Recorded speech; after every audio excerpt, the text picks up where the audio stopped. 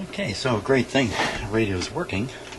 Working to some degree now. It needs to be cleaned up a little bit. And I've decided, although I'm not a capacitor shotgun guy, I'm going to change this one out just because it's there.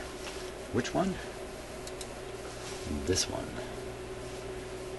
Get rid of it. So, radio's switched off and unplugged. You know, sometimes I say these things more for my benefit than for yours as a viewer. And what is it? It's a 0.05. Same as the other one.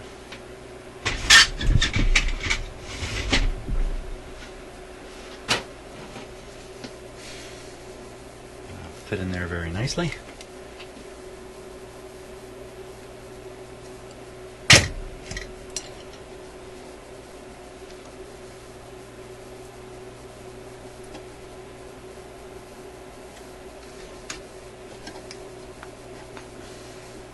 I've noticed this before when I've worked on radios. As I change the parts, the new parts are much smaller than the old parts, and the radio gets easier and easier to look at and observe more things. So I've never replaced a capacitor just to get a clear view, and it turns out that's the guy causing the problem.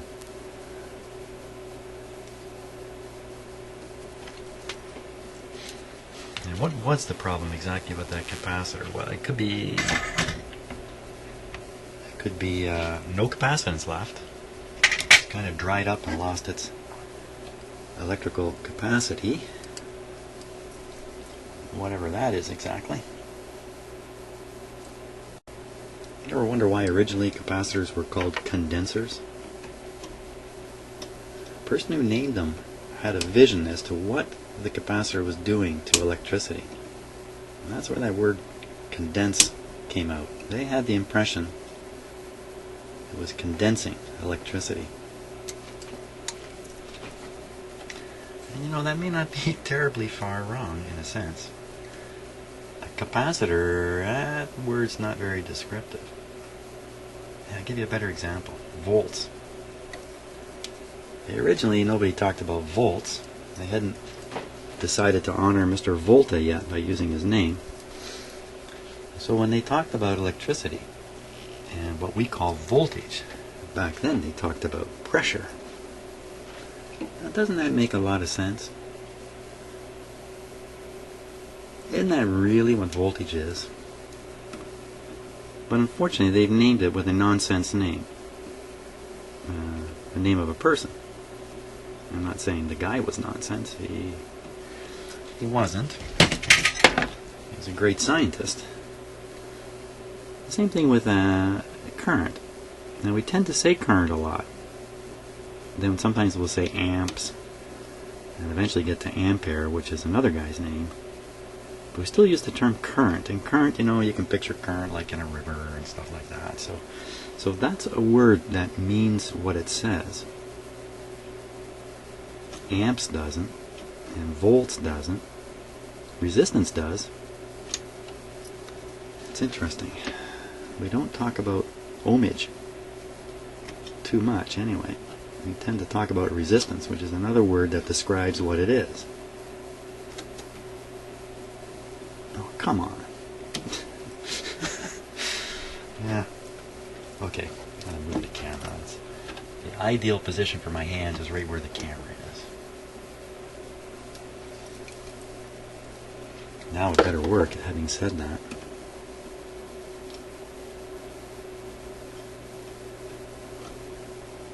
Oh, crying out loud.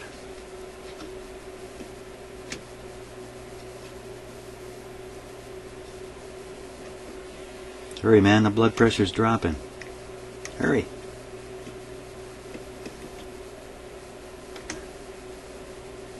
Can't get it, I can't get it. We're losing her. Just solder it like that.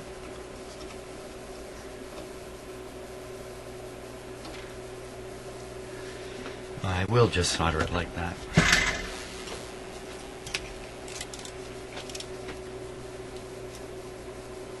I'm watching this series on TV called The Nick. And it's about a big hospital surgeon, I guess around the 1890s, somewhere in that range. Holy smokes. And I think it's a very accurate portrayal of what surgery was like back then. Thank God we don't live back there. Holy smokes, you would not want to go to a surgeon. Chances are you're going to die. That's about it. But not so with this radio. Okay, so I changed that one out. Now what are we going to do about this one? There's that one hidden way up in there. Oh, there's more. There's another one down in there. Oh my God. Oh my God.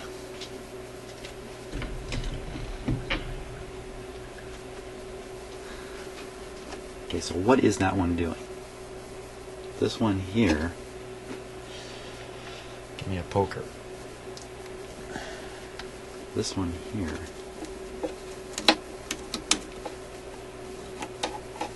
It's connected to a tube. And connected to one of these IF coils.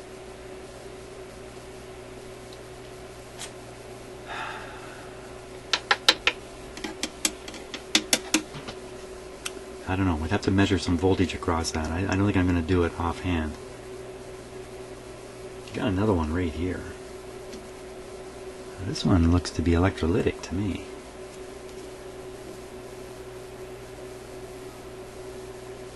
I don't want to change things willy-nilly.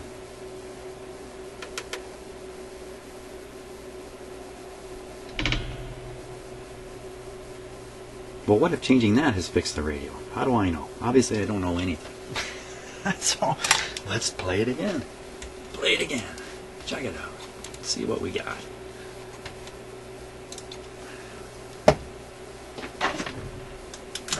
So, you know, I mean, it does make sense to test a radio after every change. Maybe you can do 2 or 3 changes at once, but you wouldn't want to change 20 capacitors and then turn the radio on. Turning it on now. Oh, you know what? I had this thing running on low supply voltage. That could be where that distortion's coming from. There's just not enough voltage in the radio to operate it. So we'll be sure to put it on full.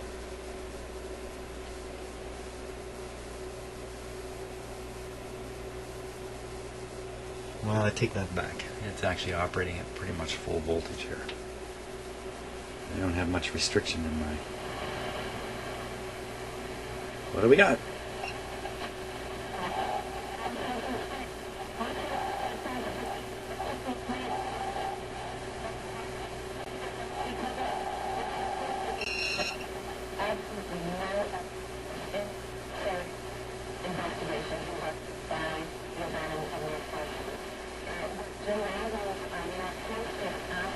Terrible distortion on this.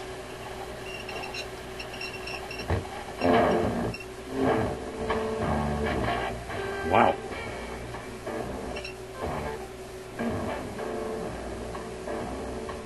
Okay, let's move some tone controls and stuff.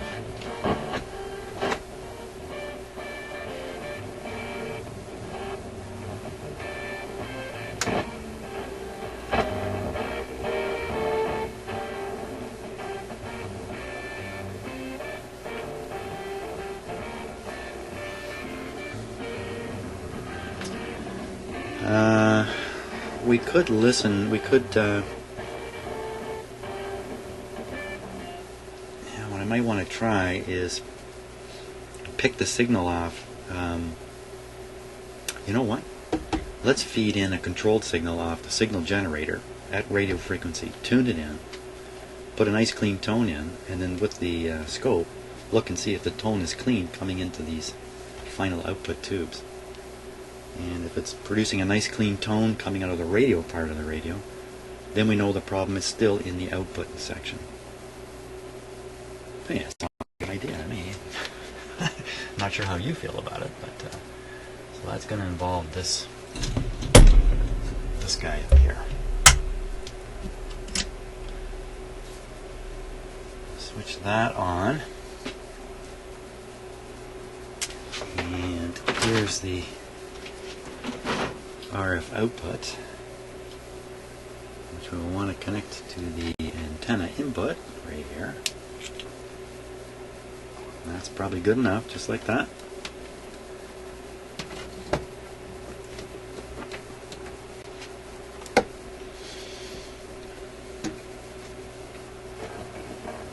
Keep the radio playing a bit so I don't forget it's on. Now, where am I tuned? Oh, that's a good question.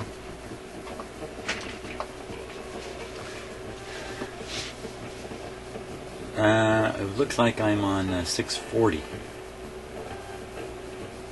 Somewhere around 640, I'm guessing. Okay, so we'll see if we can pick up the signal generator. I'll tune it off 640. Or wherever it is. I'm right around 600 though. And we'll set the output fairly high on this. Okay. And we'll tune it. You can just, can you see those numbers there? Not so well, eh?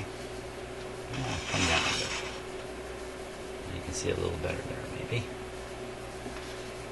So we're at 13, so we got to come down. Oh, I don't think I can get to 6 on this band. I cannot. Okay. Up to 6.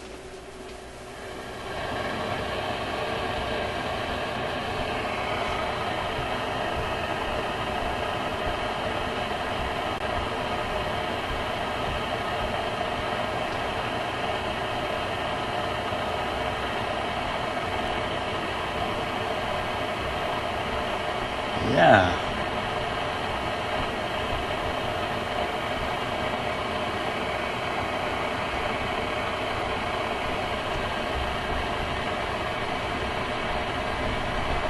Didn't work so well.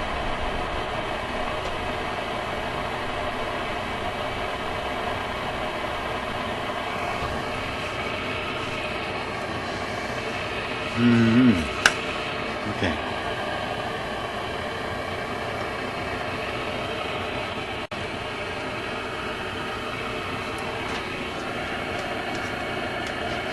Yeah, I've definitely got the antenna connected here. It's definitely connected. Definitely. Okay. The output is definitely high on the signal generator. Okay. Well, let's figure out what it is I was really tuned into here.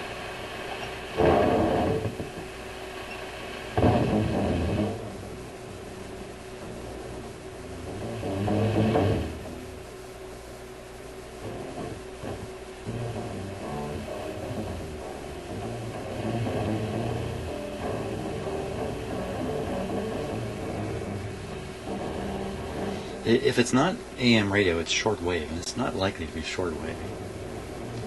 I have to use another radio and find this on it. So, some kind of sounds like. They think everything's going to be handed to them. This is a commentary on what it means.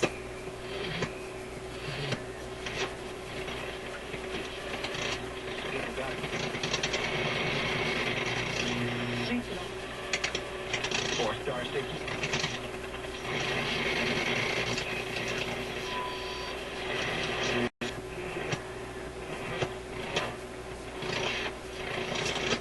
Can we hear any jazzy music?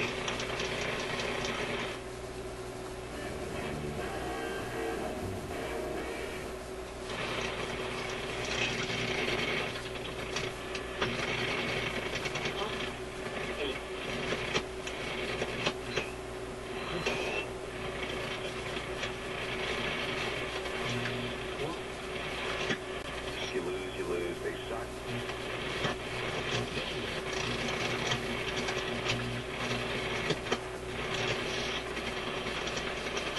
Wow, maybe I'm on a shortwave band.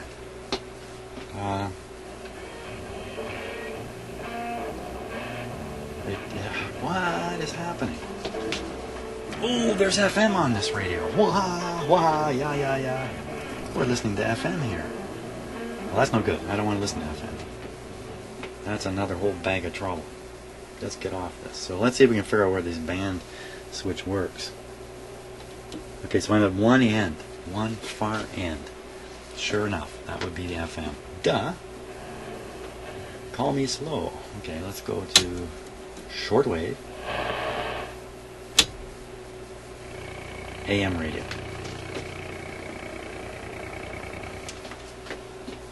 Long wave. Oh, and then playing the record player. Record player, long wave, medium wave.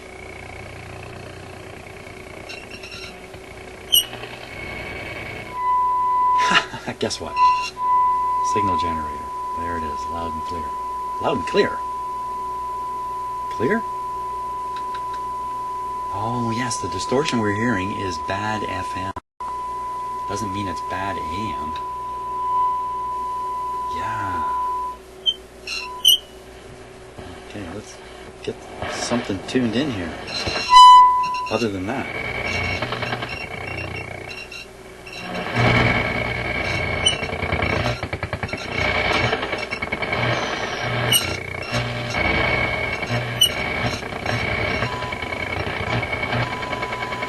There's an image of my signal generator there. Yep.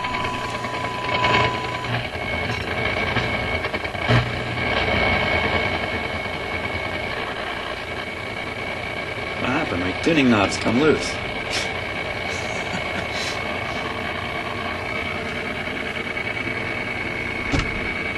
It's fighting back. The radio is putting up a mighty fight here. Theaters.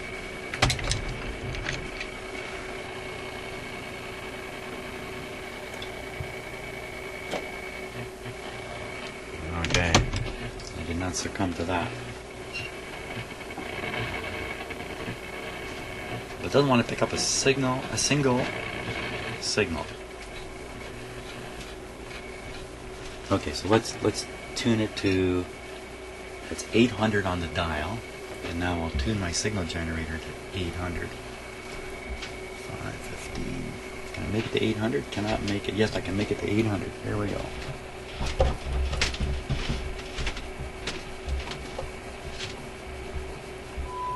Look at that. Right on the money. Huh. And you know that sounds nice and clear. Let's put a lower tone on it here. Okay. How do you like that? I don't know. Should I be embarrassed? On a whim, I changed the capacitor just to get it out of the way, and bingo, fix the radio. I'll have to rethink this shotgun thing, maybe. No, I won't. Okay, so I think our problems really now are all about FM alignment, I think, is really where we're at. And that's kind of a scary notion on a radio like this one. So far so good.